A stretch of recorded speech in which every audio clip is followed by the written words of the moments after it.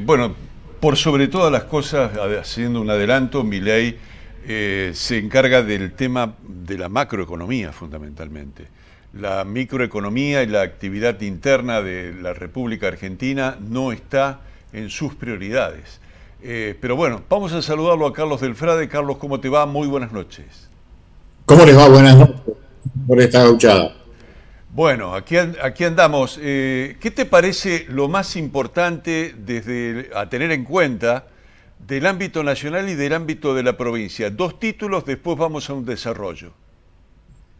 Creo que el presupuesto 2025 presentado por mí el domingo pasado genera un ajuste de proporciones en la provincia que habría que denunciar porque está hablando de un 25% del presupuesto de cada una de las provincias y eso va a afectar no solamente la posibilidad de privatizar empresas como la empresa provincial de la energía, Agua Santafesina, que me parece que iba decidido para eso el gobierno de Puyaro, sino también posibles despidos.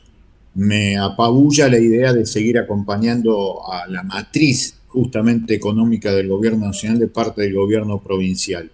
Y en lo provincial, la forma en que se votó la emergencia previsional en la provincia me da la sensación que es un gobierno provincial que avanza contra todo, que se lleva puesto todo y me parece que eso va a achicar la democracia en la provincia de Santa Fe. Estoy muy preocupado porque los dos gobiernos funcionan en tándem con esta matriz de reducir el déficit y me parece que no es una buena noticia para la vida cotidiana ni del pueblo argentino en general ni del pueblo santafesino en particular. Vamos a hablar con él respecto del primer punto que estábamos analizando en lo que fue la apertura del programa y que está relacionado con el Poder Ejecutivo Nacional. Carlos dijo que lo que más le preocupaba era la presentación del presupuesto. A mí, además de eso, me preocupa fundamentalmente las formas que tiene el Poder Ejecutivo Nacional y los acontecimientos de esta semana que representaron un verdadero acto de insolencia para con los jubilados nacionales. Tu punto de vista con relación a ese tema, Carlos.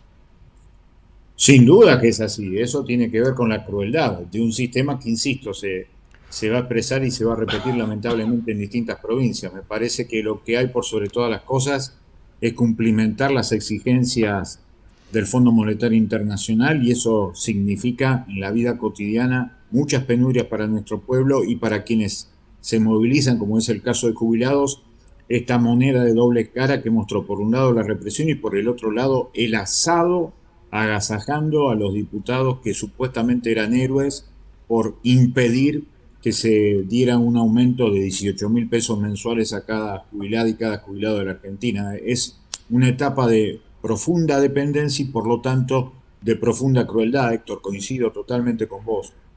Bien, y con respecto al rumbo, en todo caso, que vos podés llegar a visualizar de lo que es el Poder Ejecutivo Nacional, sinceramente yo veo en todo caso un gobierno sin planes concretos, ¿no? Simplemente pensando en no gastar para resolver una situación de la Sí. macroeconomía y punto. No veo, digo, otra cuestión para destacar. Nosotros lo que estamos viendo es una repetición de la matriz de los años 90, pero insisto, más cruel. Va a ser una transferencia de recursos de los sectores trabajadores, de los sectores jubilados y de las provincias a los organismos internacionales, que es lo mismo que venía exigiéndose desde 1955 en adelante, con algo más que tiene que ver con la transferencia también de los bienes comunes, de las riquezas que están en el territorio argentino y en su subsuelo de una manera realmente feroz. Por eso me parece que detrás de todo lo que está pasando con las cajas de previsión en cada una de las provincias, asoma de nuevo el fantasma de las AFJP, de las administradoras de fondos de jubilación y pensión. Por eso me parece que van a ser muy importantes las elecciones de mediano término del año que viene para ver si se puede torcer el rumbo de esto que evidentemente tiene que ver no solamente con la cuestión de la macroeconomía, sino con solamente cumplir esta idea de vivir de acuerdo a los millones de dólares que le pueda dar el Fondo Monetario Internacional a cambio de toda esta concentración y extranjerización de riqueza de la cual hablábamos, Héctor. Bueno, Carlito, vos estás haciendo todas referencias a cuestiones que tienen que ver con el Ejecutivo y también hacer referencias a las cuestiones previsionales que Sí. tuvimos, digamos, la semana pasada, estos días, todas cuestiones que tienen que ver, que rozan con la violencia dentro de la misma Cámara y después la otra parte, ¿no? Lo que queda. ¿Cuál es la cara oculta de eso, de la reforma, desde tu La cara perspectiva, oculta de la ¿no? reforma en la provincia de Santa Fe fue sacar el dinero que tienen jubiladas y jubilados y para mí ir pariendo empresas privadas que se queden con eso. Lo mismo que va a pasar a nivel nacional, eso es lo que creo que está pasando, porque si se quiere ir realmente contra los privilegios, como dijo el gobernador Puyaro, había que hacer directamente un proyecto de ley para ponerle tope jubilatorio, por ejemplo, a lo que tiene que ver con el Poder Judicial, cosa que nosotros habíamos hecho en 3 oportunidades, pero ninguno de los partidos hoy gobernantes en la provincia, el radicalismo, el socialismo y el PRO, lo habían aprobado. Ahora lo disfrazan detrás de esta fórmula perversa, idiomáticamente hablando, de aporte solidario, de sacarle ese dinero a las jubiladas y a los jubilados. Me parece que así no se eliminan privilegios, sino que en realidad lo que se empieza a socializar es, insisto, la transferencia de recursos de sectores trabajadores y previsionales a vaya a saber qué tipo de organismo. Pero esto es, insisto, las cláusulas de los convenios internacionales que se quieren imponer en América desde 1955 en adelante. Este es el problema más serio que tenemos, la política económica. Esto que recién Héctor decía que era la macroeconomía. Esta política económica tiene más que ver con las imposiciones y las cláusulas de organismos internacionales que con las necesidades existenciales de los pueblos, tanto del argentino como el de Santa Fe. Eso creo que es lo que está detrás. Hay otro tema que no es menor y es el tema de la conducta de los integrantes de cada una de las organizaciones políticas. Sí, Se me ocurre que ese dato es un dato que en todo caso empieza a acompañar un proceso de deterioro mucho más violento, mucho más revulsivo de lo que es la actividad política formal en la Argentina. Y uno puede decir, bueno, se trata de una situación política formal. Sin embargo, detrás de ese formalismo está la institucionalidad, que aparece en muchos aspectos amenazada, en muchos aspectos buscando un ordenamiento que supera los procedimientos de cualquier tipo de procedencia, ¿no? sin dudas. Yo lo que creo que estamos ante el indicio de una sumatoria de poder público en distintos gobiernos. Eso me preocupa mucho. La democracia se hace chiquitita, se va reduciendo y me parece que efectivamente los partidos políticos terminan arrasados por un sentido dominante de hacer lo que los sectores económicos están imponiendo con esta idea de supuestamente terminar con los privilegios de las castas, para ponerle en plural ese término que utilizó y que también le fue utilizándolo al presidente Milei. Pero creo que lo que realmente se achica es la democracia, por eso me da la sensación que vienen épocas de muchísimos hechos de resistencia, en la geografía santafesina, en la geografía argentina, tratando de ver si se puede construir desde la política una estrategia de poder que tenga que ver con un Estado que en lugar de estar al servicio de las minorías, esté al servicio de las mayorías. Pero va a llevar tiempo y en ese tiempo que lleve, estos ejercicios de saqueos con tanta crueldad van a ser muy, pero muy difíciles de sostener, de bancar de parte de nuestro pueblo. Este es el problema más grande, la distancia entre la construcción de una herramienta política de mayorías y la penuria, el dolor de muchísima gente. ¿Verdaderamente ves así, digamos, porque parece como de ciencia ficción decir, o de terror decir, estamos, la democracia está siendo tocada, estamos en peligro? Sí. ¿Sí? ¿Tan así lo ves, Carlitos? Sí, sí, sí, a mí me preocupa mucho porque creo que vamos hacia una democracia más formal que real y que concreto. Ojalá me equivoque, pero claramente lo estamos viendo en el Congreso de la Nación, en la legislatura de la provincia, en lo que pasa con el Poder Judicial en la provincia y lo que pasa con el Poder Judicial en la Nación. Me preocupa mucho la democracia de bajísima intensidad que estamos haciendo hoy en la Argentina. Por eso, la represión a los abuelos, la represión a los jubilados, en cualquier otro momento de la Argentina hubiera generado, por ejemplo, un paro de actividades. Y eso ni se percibe hoy en la dirigencia de las grandes organizaciones sindicales de la Argentina.